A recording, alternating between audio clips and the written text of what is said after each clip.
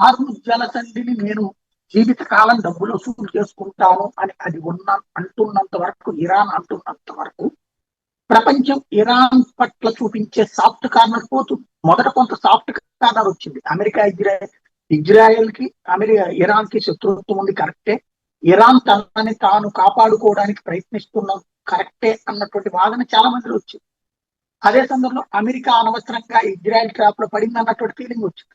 ఎప్పుడైతే ప్రపంచం మొత్తానికి ఆయిల్ ఆపేసి, ప్రపంచం మొత్తానికి సరఫరా ఆపేసి, ప్రపంచం మొత్తాన్ని బ్లాక్ మెయిల్ చేస్తూ డబ్బులు వసూలు చేస్తున్నాం. మొదట ఇరాన్ని సమర్థించినోడు కూడా ఇప్పుడు వాడి కడుపు కిందకి ఈ అసలు వస్తే, వాడికి పెట్రోల్ ప్రాబ్లం వస్తే, వాడికి గ్యాస్ ప్రాబ్లం వస్తే మొదట మోడీని తిట్టుకుంటాడు, ఆ తర్వాతనే ఇరాన్ని తిట్టుకుంటే తప్పని పరిస్థితి. ప్రపంచం అంతా కూడా ఇదే పరిస్థితి. ప్రతి ముస్లిం అయినా సరే తన వ్యాపారం ఇక్కడ ముస్లింల కోసం సపరేట్ గా ఇస్తారు కాదు కదా.